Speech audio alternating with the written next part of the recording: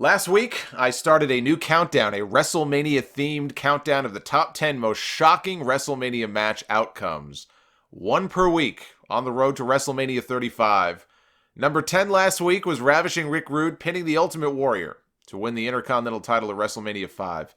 This week, number 9 in the countdown takes us back to WrestleMania 2000, a show that had Ice-T singing The Godfather down to the ring. Yes, Detective Odafin Tutuola once appeared at WrestleMania.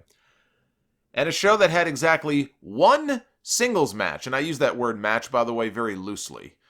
One out of 9 matches on the show that had, it was a cat fight between the cat, of course, and Terry Runnels. That was just absolutely awful. And it lasted all of 2 minutes, thank God, where the rules were that to win, you had to throw your opponent out of the ring.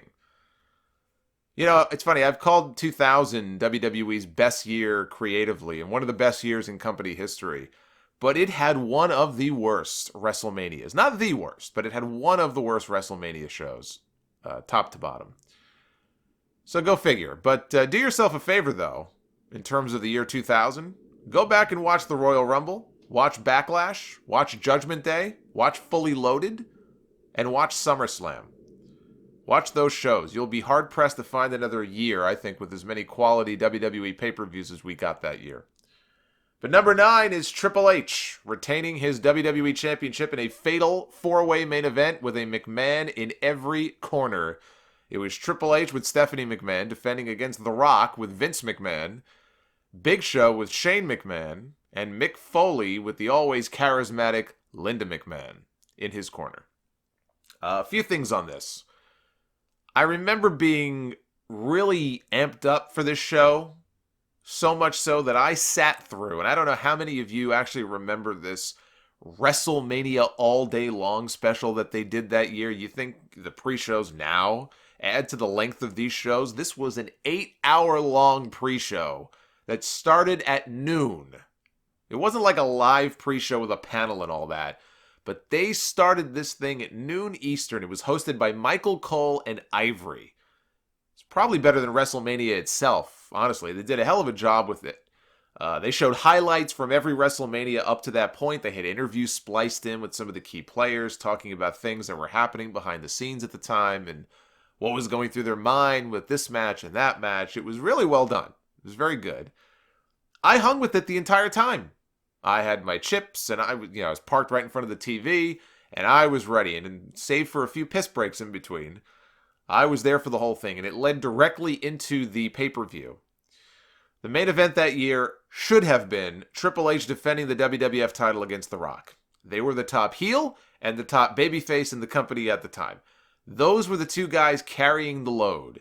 In Stone Cold's absence, Stone Cold was on the shelf after neck surgery, and Rock should have gotten the big babyface win to close out the show. But The Rock botched the finish of the Royal Rumble match. His feet clearly touched the floor when they weren't supposed to. He still won, but they turned it into a storyline with Big Show coming on TV and proclaiming, I have footage. And that footage clearly showed that he got screwed at the Royal Rumble. Now, I can't sit here and say for sure that the plan had been for them to do Rock and Triple H one-on-one.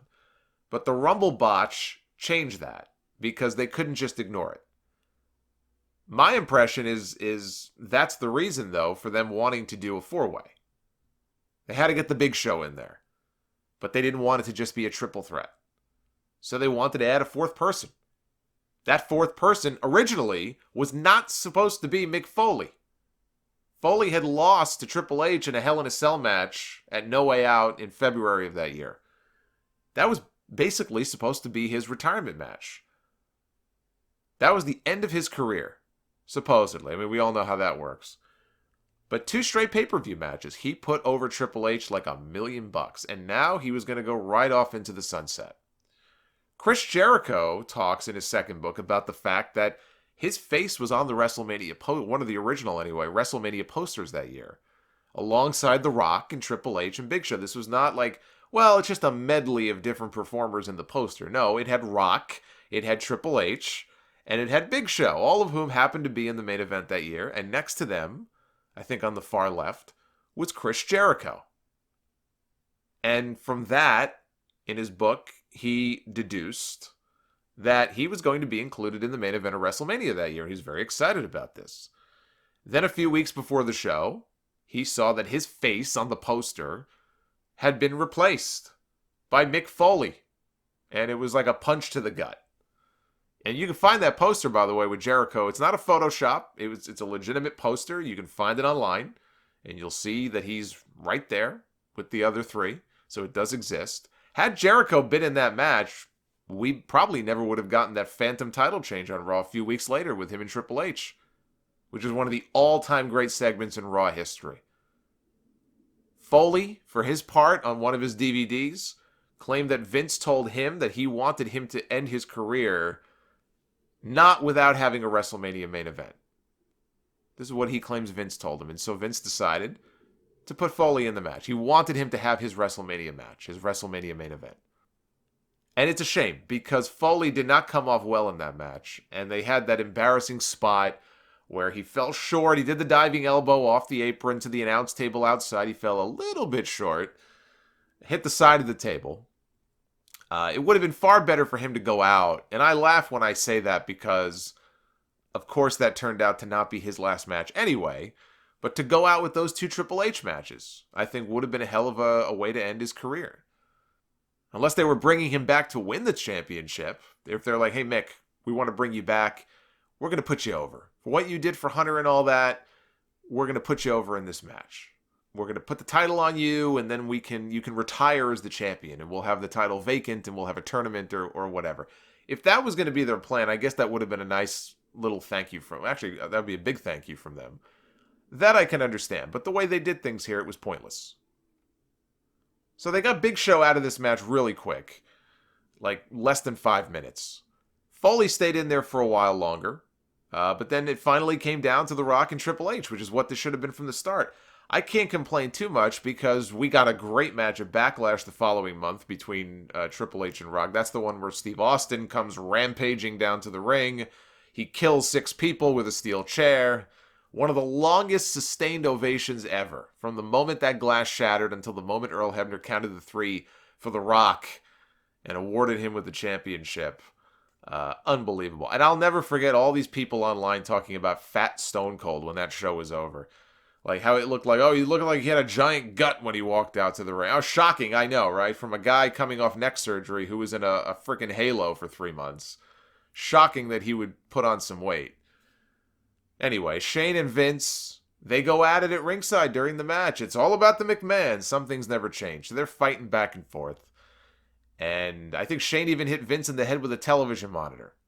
And Vince bladed, so now he's bleeding. This is all going on in the middle of the match, right? You would think these guys really hate each other. Hits his father in the head with a chair. Vince eventually comes back to the ring. He beats up Shane, knocks Shane out of the ring. Great theater here between these two, given what was about to happen. Vince picks up a chair. He teases hitting his son-in-law with it, and instead he hits his guy with it. He hits The Rock right in the head with the chair. Jim Ross is apoplectic on commentary. Even Earl Hebner's yelling at Vince, what the hell do you think you're doing? Triple H goes for the cover. Rock kicks out. Now, you would expect him to kick out because I don't think anybody honestly believed that Triple H would leave that show as the champion. Except, he did. Vince hit Rock with the second chair shot. I thought for sure Rock was going to block it or give him a rock bottom. But he hit him in the head with the chair. Vince yells at Earl Hebner, get your ass down and count. And he counts the 3. A shocking finish. Because you just did not see the heel retaining and ending WrestleMania with a pinfall win. It's not anything you ever saw before at WrestleMania. You just didn't see it. Instead, it was McMahon-O-Mania compounded by a shit finish that people hated. And what makes the McMahon crap so much worse is that none of it made any sense. If Vince's plan all along in this match was to screw The Rock and make sure he did not win the WWF title, and made sure that his son-in-law would keep it, then why wait so long, 40 minutes almost, to do the turn? It was idiotic. It was no less idiotic than all the other times that we've seen people do the same thing in wrestling. This is not the first time that this has happened. But to end your WrestleMania main event with this nonsense is just inexcusable. Was it a shocking outcome? You bet your ass it was. It only delayed the inevitable, though. I mean, Rock won the title the following month. And Triple H and him went on to have an Iron Man match a month after that. Triple H won the belt back. And then they had a 6-man tag team match at the King of the Ring the month after that. Guess what? Rock won the title back. Back and forth, back and forth. Hey, look, I never said 2000 was perfect. They played hot potato with their world title way too much there in the middle of the year. But 2000, you got to remember, 2000 also gave us Kurt Angle's rookie year. It gave us the birth of the TLC matches with Edge and Christian and the Hardys and the Dudleys and sort of the rise of the tag team division there. It gave us the Love Triangle storyline, which I was digging up until they just ended it out of nowhere, and I thought that sucked. But the Love Triangle storyline with Triple H and Kurt Angle and Stephanie. It gave us the Radicals when they jumped over from WCW. It gave us the most badass version of Kane ever, I think. I mean, I love the original Kane gear, but when he came back at the beginning of 2000, the way he was all decked out, there was nobody. I mean, this guy was built like a brick shithouse. You got to look at this guy. Early to mid 2000 Kane looks like this unstoppable, just monster badass. And 2000 also gave us the American Badass Undertaker, which I will freely admit I did not appreciate at the time. I was no fan. But I've warmed up to that version, that incarnation of The Undertaker more as the years have gone on, to the point where a few years ago when he was teasing, WrestleMania comeback, there were rumors he was going to come out on the motorcycle and do the American Badass gimmick. I was disappointed when he didn't. I kind of wanted to see him come back as that. I kind of missed the days where The Undertaker would actually speak like a gang member instead of as a zombie corpse. But I guess those days are over.